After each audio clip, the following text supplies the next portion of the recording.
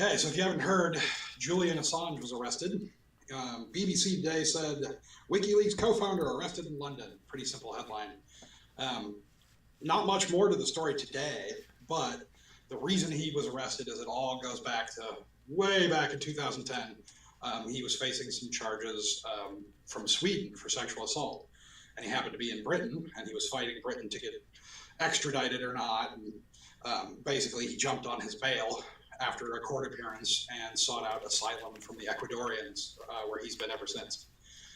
However, the court basically said you have to show up to court. He said it's not a good idea, but he showed up, where they then ruled, nope, you skipped out on your bail, you're guilty. And then as a result of that, the police actually, after remanding him back to the custody of the Ecuadorians, then went to the embassy and arrested him there.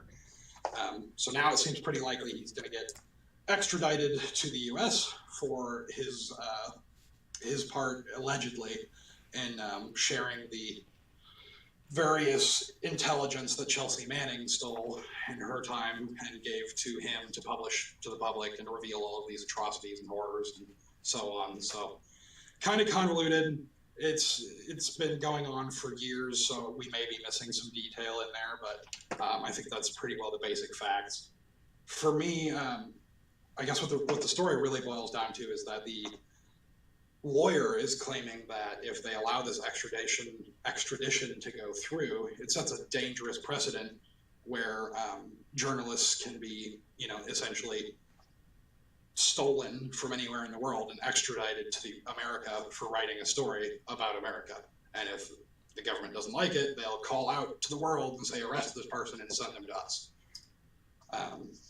I'm not sure if it's actually going to establish that precedent, but that is a bit concerning if there's any basis to truth for that. Because, yeah, we don't want to be known as the country that, gets butthurt when you say mean things and then will seek out, the reporter that's responsible to the ends of the earth and drag them back to see justice served. Especially when, to my mind, in this case, I'm not sure how I feel about Assange, but the release of the data itself largely served the good. It largely benefited the American people overall. Our government was committing atrocities and hiding them. And Chelsea Manning and Assange released the data to the world to reveal the darkness within, as it were, so that it could face the justice. Whether or not he's a good dude or I agree with him, I'm not sure, but that release needed to happen. How are you feeling about this? I would concur with the sentiment that this would be a dangerous precedent for the United States to sort of extend its reach fully around the globe, to be able to snatch up any journalist that it wants who has, either published something that the State Department does not like, or the whatever political regime happens to be in control doesn't like. But then it, I think, sets another type of precedent where it's increasingly everything that our country is already doing in terms of Trump's administration is against the free exchange of information. And this seems like another move where the United States is trying to quell the ability for its citizens to have knowledge and to be able to dissent effectively, to think critically and have access to good, reliable new media to consume. The administration is very much against that. And so this move is an extension of that exact problem. And so we'll have to follow this story because we are less informed than probably we should be. Anybody who can direct us to, the quintessential reading on this topic, we would be happy to increase our level of research, especially since now that Assange has been arrested, we're going to want to follow up on this and see what happens. Yeah, definitely want to get more facts on the exact case itself and kind of because I think part of the problem is it involves a lot of international law and treaties and all of these other grander issues, because it's not as simple as I have some passing familiarity with U.S. law, I have almost zero familiarity with like international law and the U.S. and that combination. Um, so yeah, it's going to be interesting to follow because whether he gets extradited or not, it depends on the UK courts and their laws and their system of justice. Mm-hmm. And then, then he has to be actually moved over to then enter our justice system. And I know nothing about the UK court systems or their laws. Well, what's your take on this idea that blowing the whistle or sharing these classified documents, that it should never happen because there's a chance that it could endanger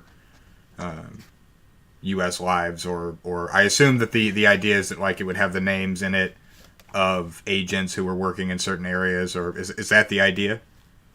Yeah, I think so. Generally speaking, I had friends in the past that were very much about all information, no matter what it is, should be freely available to all people. Books, music, TV, government documents, didn't matter if it's info, it should be available to the people. I don't know if I would go that far, but I do think that most data should be available. Maybe not necessarily just free or whatever. Like we could definitely become more lax as a society. And as far as like confidentiality, endangering lives, the sorts of things that Chelsea Manning and now Assange are facing, the government definitely we need a better system to determine. Because at the end of the day, who gets to decide that information is going to endanger lives? It's the exact people that, even if it's not endangering lives, it's embarrassing to them or it's right. implicating them in guilt, and they're the ones deciding whether or not it's sensitive or classified and whether or not it can be released. Yeah, there's certainly that problem, but just to construct for the purpose of discussion, let's assume that it's going to get people killed. But what if the document shows some horrible atrocity that's being perpetrated? Let's even say that has nothing to do with the administration. It has to do with some bad actor within some bureaucracy who has overreached and is doing some atrocity and then burying it. And we know, like, yes, John Smith is going to be in trouble because his name's going to get released if this document gets released, but the thing that's going on has to be stopped. Are you for or against the release of that document? I'm stating that, like, John Smith is fucked because the truth is more important in this case. Yeah. In this little hypothetical. I think that would be, on the whole, in general, in such a hypothetical, like, yes. Yeah, release the information. Like, whistleblowers are important. We need people who are willing to say, like, what you're doing is wrong and it needs to be stopped.